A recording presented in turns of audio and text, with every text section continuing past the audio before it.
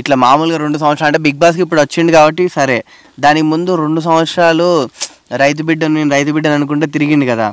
తిరిగినప్పుడు చాలా మంది మనోన్ని ఎక్కిరిచ్చిర్రు, నీకు తెలుసు, నాకు తెలియదు. చుట్టుపక్కల వాళ్ళు ఇట్లా అరే ఊకే రైతు బిడ్డ అని చెప్పుకుంటానవేంద్ర మీ అది ఇది అని చెప్పేసి కొంతమంది అన్నారు అన్నట్టు ఫోన్లల్లో. మనోడు భయపడకుండా బాధపడకుండా ఇంకా నేను అట్లనే అంటా, నేను రైతు బిడ్డను కాబట్టి అంటాను అన్నాడు. అప్పుడు నీకేమనిపించింది? రైతు బిడ్డ అని చెప్పుకోకపోతే రైతుకు పుట్టి అంబానీ కొడుకున్నా అని చెప్తాడా, లేకపోతే టాటా బిర్రావు అని కొడుకు అని చెప్పుకుంటాడా? అట్లా టాటా బిర్రావు అని కొడుకు అని చెప్పుకుంటే మన ఇంట్లో ఎందుకుంటాడు? నాకు పుట్టినోడు నేనే రైతు ఫార్మర్, నాకు పుట్టినోడు నా కొడుకు అని చెప్పుకోకపోతే మా బాపు సత్యనారాయణ రైతు బిడ్డను అని చెప్పుకుంటాడు. తప్పేముంది? నువ్వు ఎవరినన్నా డాక్టర్ కొడుకు అనుకుంటాడు, ఎమ్మెల్యే కొడుకుంటే ఎమ్మెల్యే కొడుకునని చెప్పుకోడు, నేను ఒక రైతు కొడుకుననే చెప్పుకుంటాడు. కానీ బీటెకో ఏటెకో చదువుతున్న ఆయన అన్నారు చూడు అమర్దీప్, అది ఆయన అనుడు చాలా బేకారు. బీటెక్ ఒక్కడే కాదు చదువుడు, ఇండ్లల్లో పాచి పని చేసి హైదరాబాద్లో పుస్తల తాళ్ళు అమ్ముకొని పూటకు లేకుండా కూడా తల్లిదండ్రులు చదివిపిస్తే వాళ్ళ కష్టానికి చేతగాక పని చెయ్యలేక ఆత్మహత్యలు చేసుకున్నాడు. ఉద్యోగం దొరకకపోతే ఏదన్నా అరటి పనులు అమ్ముకొని అయినా బతకొచ్చు. కానీ అవి లేదు. ఈడేంది ఇప్పుడు పంటకు పెట్టుబడి పెడతాం, ఆ పెట్టుబడి పెట్టినప్పుడు పెట్టుబడి వస్తే ఇంకా డబల్ వస్తే మాకు సంతోషం ఉంటుంది. అదే తక్కువ వచ్చిందనుకో అప్పుల పాలవుతాం.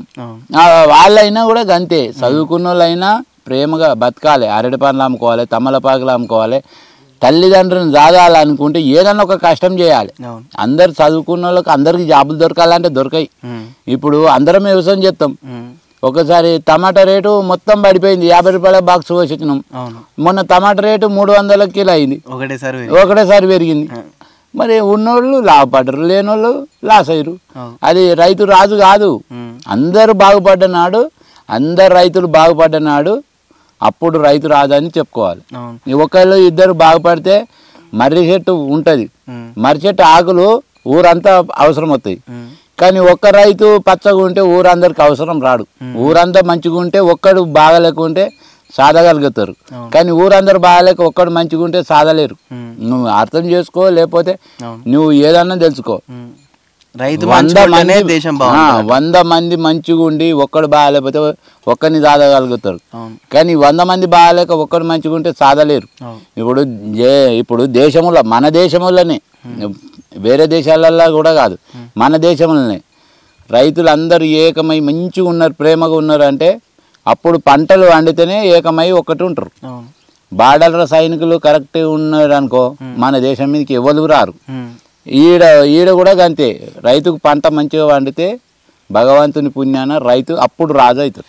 పల్లవి ప్రశాంత్ కూడా అదే అంటూ ఉంటాడు కదా ప్రతిసారి, ప్రతి వీడియోలో కూడా జై జవాన్ జై కిసాన్ అనే నినాదం అయితే పక్కా చెప్తాడు.